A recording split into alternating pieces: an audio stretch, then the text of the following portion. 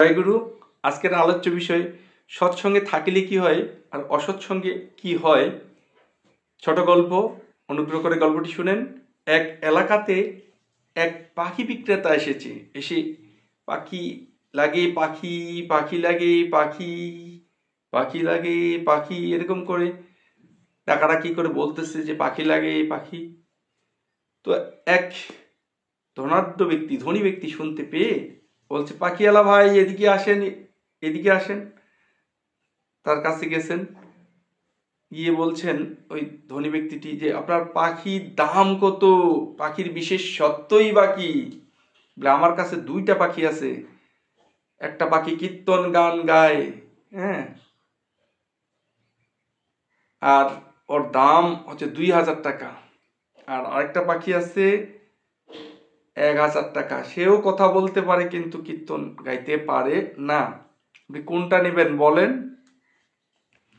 বলে যেটা কীর্তন গান গায় সেটা নিব।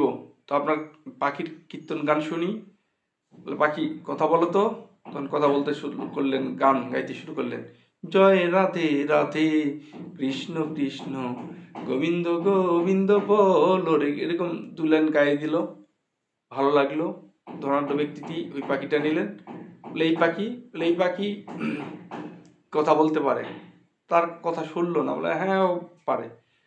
তখন 2টা পাখি নিয়ে গেল, 2 ছেলেকে দিল, বলছে তোমরা এটা দেখাশোনা করবে, পাশাপাশি আমিও দেখাশোনা করব।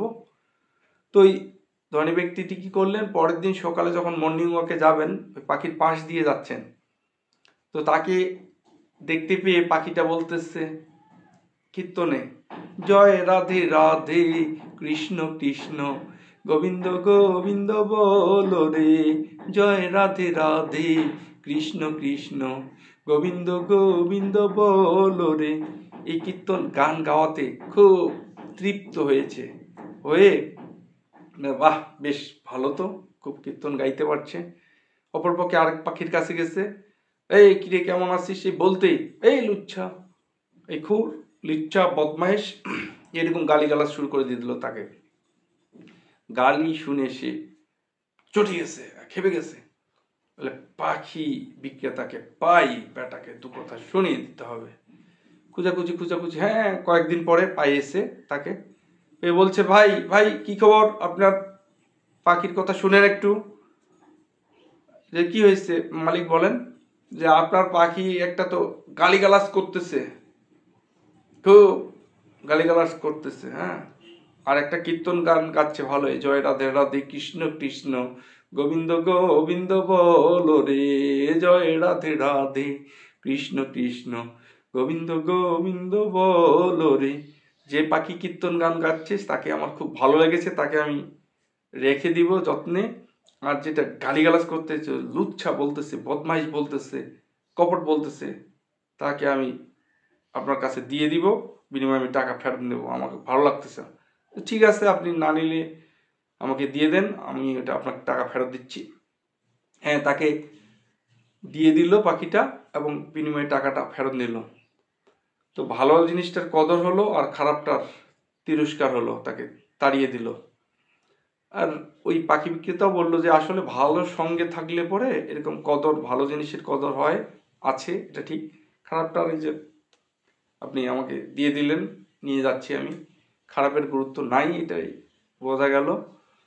গল্প থেকে আমরা এটাও শিক্ষা পাইলাম যে সৎ যদি হয় সঙ্গ তোমার, ভাব যদি হয় মহান উচ্চ, বিশ্ব দুয়ারে পাওয়া যে তোমার, হবে না ব্যর্থ, হবে না তুচ্ছ। সৎ যদি হয় সঙ্গ তোমার, তাহলে সৎসঙ্গে থাকতে হবে, সৎ হতে হবে, ভাব মহান উচ্চ হবে, বিশ্বের দুয়ারে পাওয়া যে তোমার, হবে না ব্যর্থ, হবে না তুচ্ছ। সৎ হলে পরে, আর অসৎ হলে পরে তিরস্কৃত হতে পারে। ওই যেমন পাখিটাকে দিয়ে দিল যার জিনিস, তাকে আবার ফেরত নিল টাকা, এরকম তার কদর নাই সমাজ সংসারে। তো এই কারণে ভালো হতে হবে, তাহলে টিকে থাকা যাবে।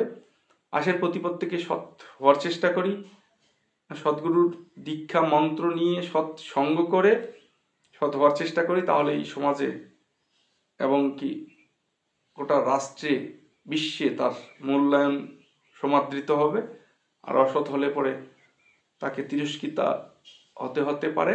আসেন সকলে আমরা এই প্রার্থনাই করি, আমরা যেন সদ্গুরুর শরণাপন্ন হতে পারি, সৎনাম মনন করি, সৎসঙ্গের আশ্রয় গ্রহণ করি, হ্যাঁ, নিজেকে ধন্য এবং কৃতার্থ করে তুলি। এই প্রার্থনায় সবাইকে জয় গুরু।